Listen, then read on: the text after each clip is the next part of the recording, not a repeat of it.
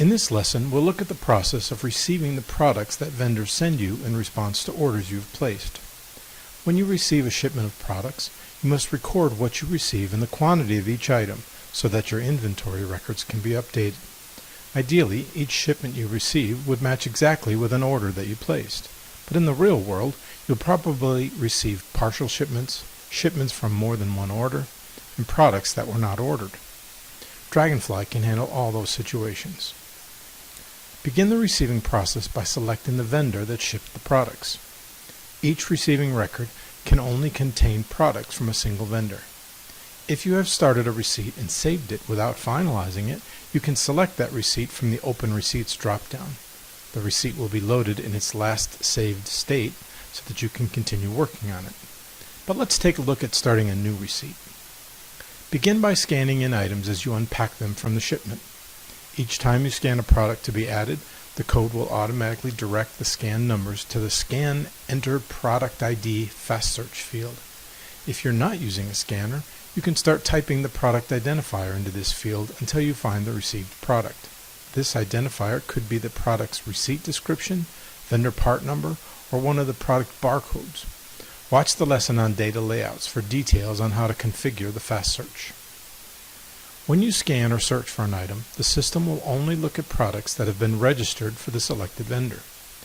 If you receive a product that has not been registered to a vendor, you can search across all the products for a match by scanning or typing into the Search for Unordered Product Fast Search. This will look for matches across the entire product list.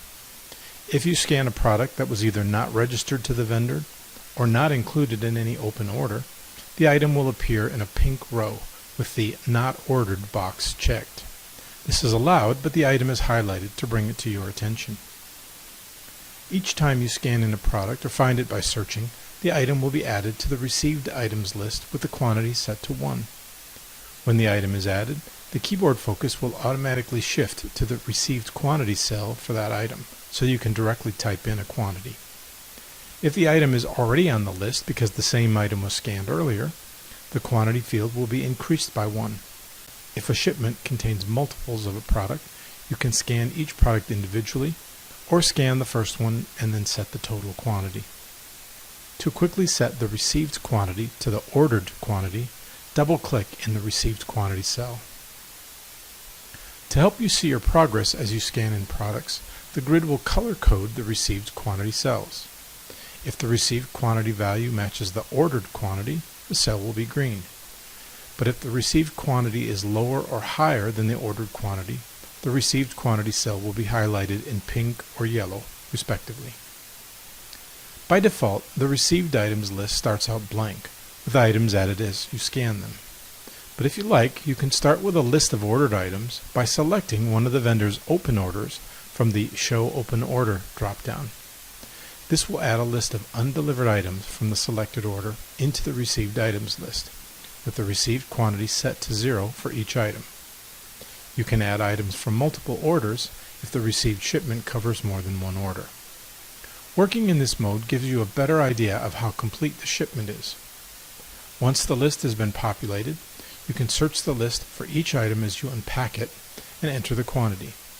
Alternatively, you can just scan in the items and the program will find them on the list and update the quantity for you. As you define the order receipt, click Save at any time to save your progress. This saves what you have entered but does not update the inventory yet. When you have completed recording the received items and their quantities, click the Finalize button to complete the receipt. The finalizing process starts with a few validations. First, it looks for items on the list with the received quantity set to 0. This could happen if you accidentally miss entering a value, or if you preloaded an open order and the item was not included in the shipment. You'll be prompted if any 0 quantity items are found and given the choice of continuing or going back to enter or check the numbers. If an item has a received quantity of 0, it will not be saved as part of the receipt. One way to avoid this warning is to remove items with a 0 quantity before finalizing. If you click on the heading of the Received Quantity field, it will sort the list by received quantity, bringing all the 0 quantity items to the top of the list. If the received product has been designated as a serialized item, you must provide a serial number for each item that you received. Use the serial numbers field for entering in the numbers, one number per line. If the serial number count does not match the received quantity, this must be corrected before the receipt can be finalized. Finally, you must enter a cost for every product that is received. By default, this cost is set to the most recent cost for the item from the vendor. But if this is the first time a product has been received, the cost will be 0 and a valid cost must be entered. The receipt cannot be finalized until every item has an entered cost. This ensures that the value of the store's inventory is kept up to date. By default, the Update Cost checkbox will be checked for each item, indicating that the cost in the product registry will be updated with the entered value. If you prefer to keep the current cost as is rather than adding the cost from the incoming shipment, just uncheck this box.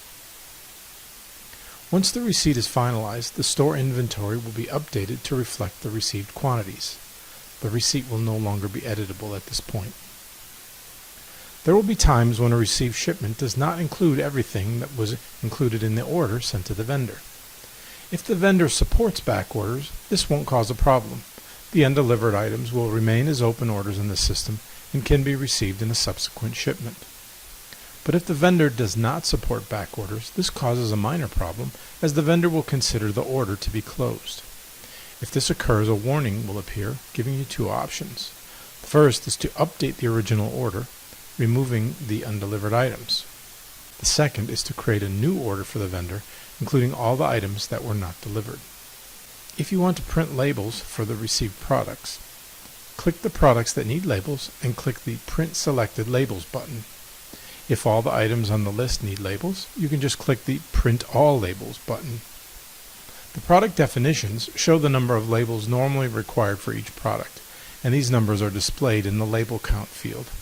If you want a different number of labels for any of the products, be sure to update this number before clicking the Print button. Watch the setup session on designing labels for information on how to design your product labels. Finally, there are a few other fields that allow you to capture additional information about the receipt. These include the receipt date, the shipping charges, the vendor shipment number, and a general notes field. These are optional fields except for the receipt date.